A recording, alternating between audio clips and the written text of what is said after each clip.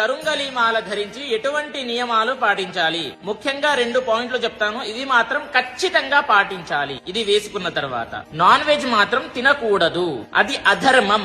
అధర్మం ఎక్కడైతే ఉంటుందో ఇది పని చేయదు. చాలా మంది చెప్తూ ఉన్నారండి వేసుకోవచ్చు ఏమీ కాదని చెప్పేసి, కానీ మీకు రిజల్ట్ రావాలి అని అంటే మాత్రం నియమాలు పాటించాల్సిందే అనేది గుర్తు పెట్టుకోండి. నాన్ వెజ్ తినేటప్పుడు తీసేసి దేవుని దగ్గర పెట్టేసేయండి. మరుసటి రోజు మళ్ళీ తల స్నానం చేశాక మళ్ళీ ధరించండి. శారీరకంగా కలిసేటప్పుడు కూడా తీసేయాలి అనేది గుర్తు పెట్టుకోండి. ఇంకొకటి, చావుకు వెళ్లేటప్పుడు అంటే పాడే మోసేటప్పుడు కూడా వేసుకోవచ్చా అని చెప్పిస్తారు. ఎందుకండి వేసుకోకూడదు చెప్పండి? అది ధర్మమే కదా, వేసుకోవచ్చు, తప్పేమీ లేదు. మీకు ఇంకా మంచి రిజల్ట్స్ వస్తాయి అలా చేసినప్పుడు. ధర్మంగా ఏదైతే అనిపిస్తుందో అది చేయండి, ఖచ్చితంగా మంచి రిజల్ట్స్ పొందగలుగుతారు. ఇంకొకటి, చాలా మంది అడుగుతున్నారండి ఒరిజినల్ మాల ఎక్కడ దొరుకుతుంది అని చెప్పేసి. చూడండి, నా దగ్గర అవైలబుల్ గా ఉన్నాయి. meepuja.com లో వెళ్లి బుక్ చేసుకోండి. మీకు ఒరిజినల్ మాల లభిస్తుంది. 41 రోజులు పూజ చేసి తర్వాత చివరికి అభిషేకము చేసిన తర్వాత మీకు పంపించడం జరుగుతుంది.